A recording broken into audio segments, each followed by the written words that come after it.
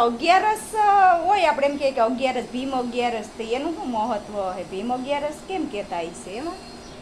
ભીમ હતો ને, ભીમ ભીખોનો એક તો ને જરાય પણ અગિયારસ રહી હતી. કુંતા માતા કે ભીમને કે તું પણ અગિયારસ રે કે હું ભીખો ન રહી શકું. તો કે તો તું ના જાય ને તો હું તારે હાટું ખીર બનાવી દઉં. એટલે એને નાવા મેળવ્યા ભીમને.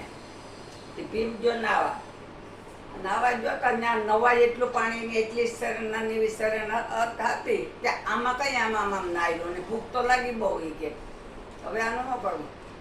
પછી એ નદીમાં આડો પડી ગયો. એમને નદીમાં આડો પડી ગયો પછી પાણી લાગ્યું ને તે ઊભો થયો ને જરાય પણ માથે પાણી ચડી ગયું. શિકાર નદી ભરાઈ ગઈ. નદી ભરાઈને ત્યાં એક શંકરનું મંદિર હતો કાચે.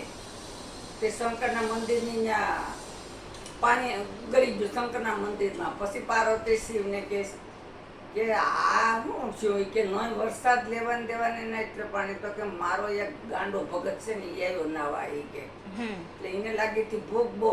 એટલે એ જાણે હું ઝટ નાઈ લઉં આમાં નદીમાં હોઈ જાઉં. તો પછી એને પડી ગયો. પછી ભાન રહી નથી કે એને ઘેર જવાની.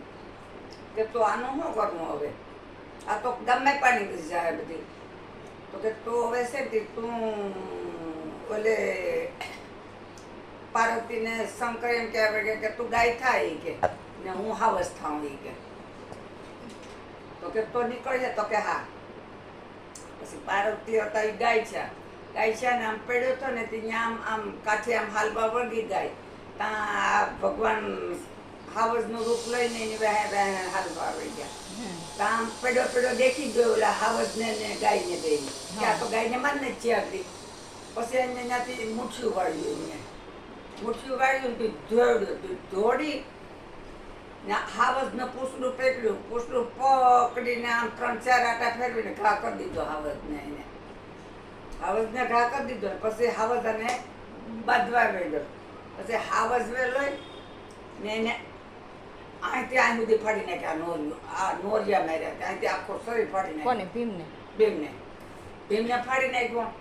હવે એ કે એની વેદના બસ તો ભાઈ ભગવાન તરફ પ્રસન્ન છે કે હું શંકર ભગવાન છે ને ગાય આને બનાવી આ પાણી ગામમાં ગરી જતો હતો.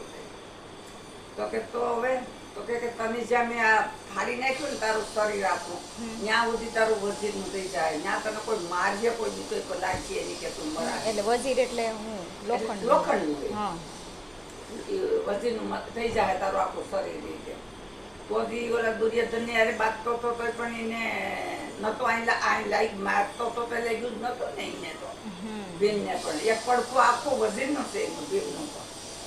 એટલે આ 11 નું મહત્વ એ પછી તો ભીમ ઘેર આવે તે તો ખાવું પીવું બધી ભૂલાઈ ગયું ને ત્યાં તે દી તો વયો ગયો દીનો પપ્પા થઈ ગયો ને બારે ને દી એક ટાણું હતું ભાઈને કે પેલા દુર્યોધનને કે એને જમાડવા એને હું એલું કરવું તો દગો કરવો તો લાડવામાં ઝેર નાખીને ખવડાવવું હતું.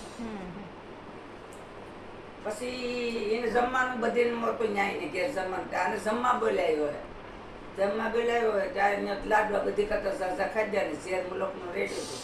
પછી 2 ભાગ ત્યાં થઈ ગયો. પછી કે હવે આને આપણે જમનજીમાં નાખી દઈએ.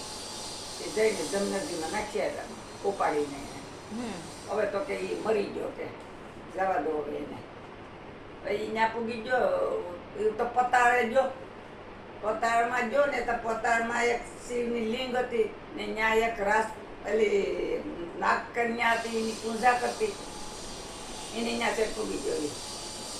પછી એને ડેરાની ત્યાં પસવાડે પડ્યો ને શિવની ત્યાં ઓલી માગવા વળગી કે મને પતિ આપો તો મનગમતો આપો કે શિવને. કે તો શિવે એને વરદાન દઈશ કે જા મારા ડેરાને પસવાડે તારો પતિ પડ્યો એ કે એને ઉછાડી. કે જ્યાં એ ઉઠાડવા જાય ને ત્યાં એ ઓલો 2 ભાના લેસમાં પડ્યો તો ઝેર ચડેલો હતો. પછી એને નવકુના નાગને બધાને બોલાવ્યા. નાગ કન્યાને ઝેર ઉતાર્યું. પછી અહીંયા પાછો ભીમ પહેણ્યો. ત્યાં એક પછી એક દીકરો છે ભીમ પહેણ્યો. પછી ઘટુરગસ